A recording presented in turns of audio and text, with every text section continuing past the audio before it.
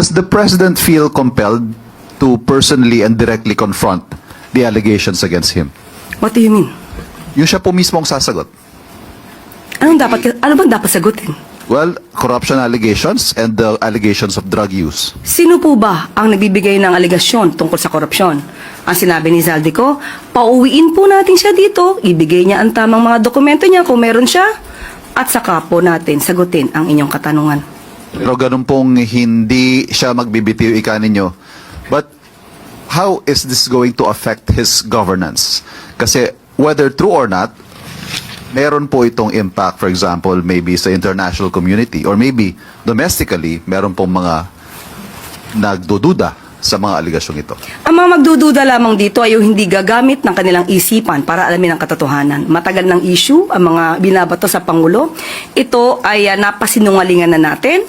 Nagkaroon na po ng resulta na galing sa St. Luke's about the drug test.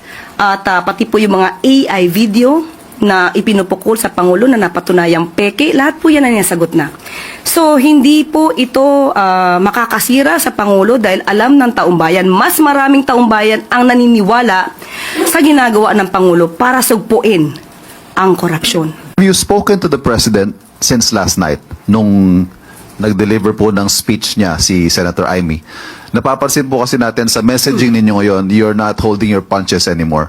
What do you mean, I am not holding my punches anymore? Direkta nyo na pong kino-question ang mga aksyon ni Senator Amy, ang kanyang motibo. Ito ho ba ay may basbas ng Pangulo? Itong messaging ninyo, what you're saying to the public about Senator Amy Marcos? Ang mandato ko dito, hindi lamang maging tagapagsalita ng palasyo, kung hindi ang mandatong ibinigay sa akin ng Pangulo ay to counter fake news. So ang sinasabi po natin dito ay para malaman ng tao ano ba ang katotohanan. Kung hindi po tayo magsasalita, maliligaw ang kapwa nating Pilipino. Yes, nagkausap kami ng Pangulo. Pero kung anong pinag-usapan namin, hindi ko na po i-reveal sa inyo. Again, the question, ma'am, may basbas po ng Pangulo ang inyong messaging dito tungkol kay Senator Amy? Anong messaging po ba ang sinasabi? Madami na po ako sinabi. Yes, ma'am. Yeah, all of the things you said. Okay, muli, uulitin ko po, ang ating isa sa mandato ay to counter fake news. So lahat ng aking sinasabi dito, at ito ay para ma-counter ang fake news, lahat po yan ay may basbas mula sa Pangulo. Maraming salamat, Yusek.